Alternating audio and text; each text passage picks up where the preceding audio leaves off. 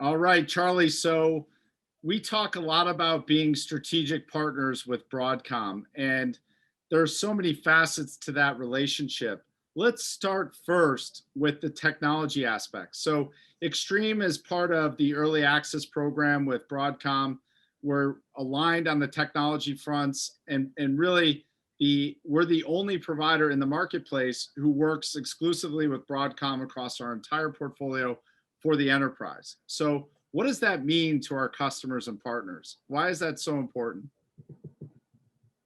First, thank you, Norman. I am very proud of the strategic relationship that we do have, and that's something that is very close to our hearts.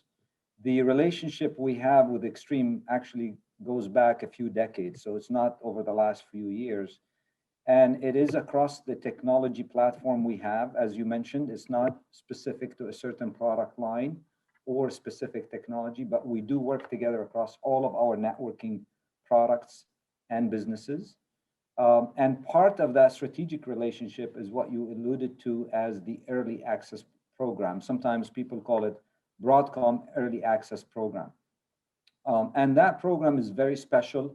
We have it reserved across the entire portfolio for very few partners. Very pleased to have Extreme as part of that program. And part of it is looking at the $5 billion investment of R&D that we pump every year into our semiconductor business. Mm-hmm. And when you think of that number, 5 billion of R&D investment in a semiconductor space is a massive amount of investment. Indeed. And Extreme now has access and have had access over the past years to all of these investments, especially coming into the networking space. And what that means is you'll have access to the roadmaps, you'll have access to the samples of the devices that we come out with, you'll have access to the software that we build, whether it's an SDK or the entire software piece that comes out, way ahead of your peers and others in the industry, and hence giving you an advantage to be first to market, as well as influence the roadmap that we have and the $5 billion that we invest. Yeah, and with that 5 billion you invest, you have the broadest portfolio of anybody in the industry, whether it's proprietary made or it's any of the competitors.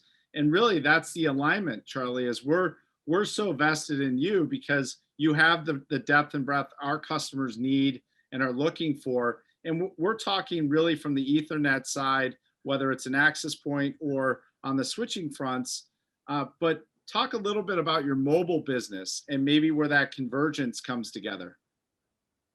That's a great point, especially on the wireless side. And so traditionally, we've had two businesses on the Wi-Fi side. We've had the mobile side, which goes on the high-end phones. As a matter of fact, most of the high-end phones in the world have our Wi-Fi, Bluetooth, and in some cases, our GPS technology built into them. And then a similar technology actually is used on the same access points that enable this in the home. As a matter of fact, that's one of the fastest growing products we have today. Yep. With everybody working from home, studying from home, doing everything from home.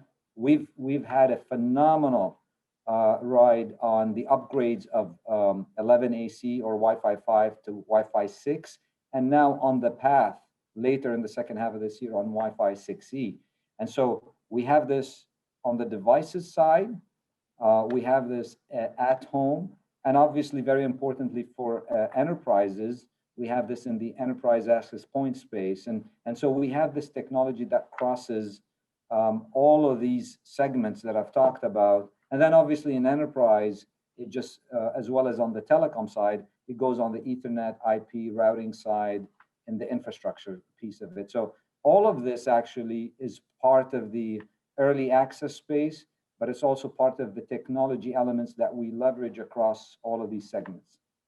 Right. And you've announced or you're rolling out the 6E programs with your mobile providers and partners. And there's a potential there you want for the early access side for the Wi-Fi piece to come together. So that's a unique opportunity for Extreme to be part of that ecosystem as 6E comes to fruition. Correct. I am actually extremely proud of what we've done with Wi-Fi 6 and Wi-Fi 6E. So we have been the first in production in these two generations. And I'm very proud to say Extreme has been definitely a leader, working hand in hand with us to get this to market quickly.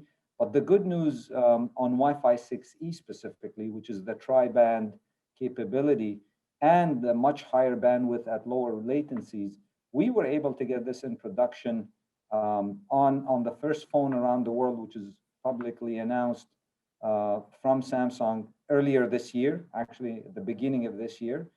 And since then, we've had actually many retailers actually ship this, and it's in production right now.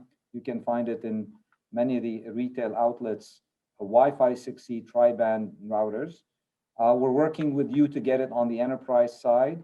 And the great news as well is we're working with operators to enable it in the home gateways at home, and it's going to ship as well in production this year. So very proud of what we've done in 6E specifically. But if I look at Wi-Fi 6 and Wi-Fi 6E, I think the latest numbers that I've seen is we've shipped over 500 million units in the world, with this technology. And all of these things, as we get into enterprises, hopefully very soon into stadiums, guess what?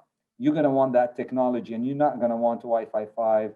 Cellular will have its own issues. Wi-Fi 6 and 6E, giving us the lower latency, higher bandwidth, is exactly what the end users are going to want. And Extreme and Broadcom are connecting and enabling these technologies. And having the devices there, the end user devices, really driving that demand, and that's a unique intersection of that. So that's outstanding. We're very proud to be part of that and be at the cutting edge here, and we'll be rolling that out shortly. So one other thing that a lot of our customers, partners have in their mind is a lot of news out there about supply disruption, chip shortages. Can you just provide a comment about how Broadcom is looking at that and what that means to Extreme? And then we can close on that. Yep. Well, that has been unfortunately what's taking almost 12 to 15 hours of my days. So that has been a very unique situation that I think hasn't happened in the past 3 to 4 decades. But look, it's a challenge, but at the same time, it's an opportunity. So in terms of Broadcom, let me start first with Broadcom, then talk about what that means to Extreme, and then maybe finish what does that mean to the end users, your customers and our customers, more importantly. So for Broadcom, given the size of the scale of the business that we do, especially in the semiconductor space, we do over $20 billion in a very wide portfolio across the industry. As a matter of fact, we tape out a chip every 2 to 3 days, more than any other company in the world. And so we have access to a massive scale already today. The challenge is the demand that's coming in is way above that capacity that exists today in the market, not just for Broadcom, not just for our key partners, but in general. And so at that point in time, we need to figure out how do we handle this massive imbalance between demand and capacities, and very large scale capacities that we have access to. And one of the key elements that is important here is the relationship that we have together and the strategic partnership that we have together. And hence ensuring that we get access to that scale, which we do. Obviously, we have to prioritize how do we take that capacity and allocate it to that demand. We definitely prioritize Extreme to make sure as a strategic partner, you get immediate access to that supply. And then more importantly for your customers, as they decide to continue to lead and double down on Extreme, that assures them that the supply continuity across the whole end-to-end network is needed. Now, having said that, we are starting to see certain customers order beyond the capacities of what's required. And obviously, I've been working heavily, especially in the last 6 to 12 months with our partners all over the world, but specifically in Asia, to increase these capacities. We actually have started this last year. We've invested in some of our key partners and my top suppliers to increase the capacities for Broadcom. and dedicate even certain capacities for Broadcom. Some of these are coming online actually already in April last month. Others are going to be coming online in July, and we're going to have October another chunk and a bigger chunk next year. And I would say by the end of 22, we are seeing a massive transformation, not just for Broadcom, but for the industry. The great news for Broadcom is we're going to get our unfair share due to the investments that we're putting in here, and hence that's beneficial to Extreme as well as your customers. Number two, as we look at these capacities that exist, not all capacities are equal. When you look at a high level, if you look at the big picture, the semiconductor industry, you can think of it as a leading technology. For example, FinFET, 16 nanometer, 7 nanometer, 5 nanometer. That's where the industry over the last few years have invested big capacities for the future growth that is happening at this point in time and beyond. But if you look at the older technologies, sometimes we call them the lagging technologies, so 28, 40, 65 nanometer, these don't have any additional investments going into them because we all invested in these technologies over the last decade. Right. And hence, we want to move forward to higher performance, lower power technologies that I mentioned. The challenge is a lot of the demand that's coming in now and some of the new applications are all coming on the lagging technologies or the older technologies where there's no more capacities. The big advantage of the $5 billion, the early access programs that we've talked about, is it enabled Broadcom and Extreme to have products ready to ship this year on the FinFET side, which is the new technology where we both have capacities and additional capacities. If you were not part of that program, chances are you're still on that 40, 28, maybe even 65 nanometer where there's no capacities, period. Right. Very difficult to get capacities. And so I find ourselves to be very lucky at this point in time because with these transitions and specifically Wi-Fi 6E and Wi-Fi 6, the partnership that we have enables us today to reach into that 16 FinFET and 7 nanometer technologies where we have some headroom and we can actually help you and help your customers get that access. So we're not just looking at this as a big chunk of capacity. There are ways to slice it, and there's ways to slice it where we both benefit and ultimately help our customers get access to supply and run their businesses.